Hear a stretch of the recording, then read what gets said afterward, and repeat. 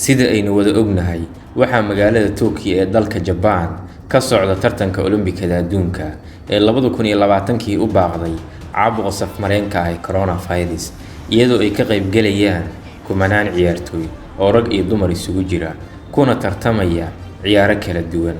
Waxaa dhacda ciyaartooy asal ahaan hal dal ka soo wada jeeda inay matalaan dalal kala duwan, kuwaas oo mid walba uu ku taamayo inuu taariikh sameeyo. Horey looma diiwaan gelin in ciyaaryahano asal ahaan hal wadan ka soo wada jeeda inay garab isku siiyaan guusha hal tartan gudihiis.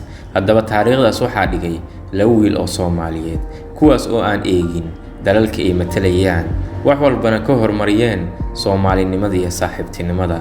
Haddaba waa kuwee labada wiil ee Soomaaliyeed ee dunidu ay hadal hayso?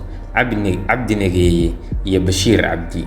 Markaana inakeen dhanka maaradoonka ama orodka dheer, waxay kaalmaha labaad iyo saddexaad ka galeen tartanka orodka dheer kadib caawin cajiib ah uu sameeyay Nageeye oo matalaya Netherland, halka wiilka kale uu matalayay dalka Belgium oo xafiilta dhanka siyaasadda ah ay kala dhaxayso Dutch-ka.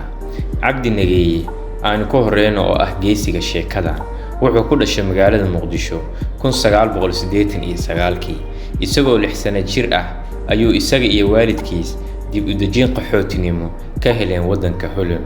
Nageeye wuxuu ka qayb galay tartamo badan oo dhanka orodka ah, isagoo kaalinta 8aad kaga dhameystay maaradoonkii Boston 2016. 2 sano kadib wuxuu kaalinta 11aad ka galay tartankii maaradoonka ee ka dhacay Rio de Janeiro, Brazil 2018. Nageeye wuxuu sidoo kale tartamo kaga qayb galay dalka Kenya, kaalmo fiican ayuuna ka galay. Tababarna wuxuu la soo qaatay orodyahanka ugu caansan Kenya ee Eliud Kipchoge.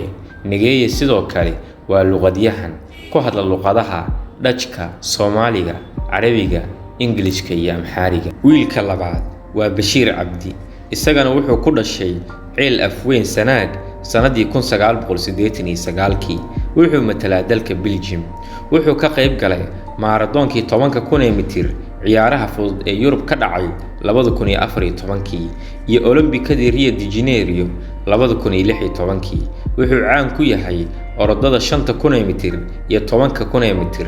Bashiir wuxuu ka qayb galay tartankii London ka dhacay 2017 ee ciyaaraha fudud orodka 5,000 mitir ee ragga, wuxuu ka galay kaalinta 6aad.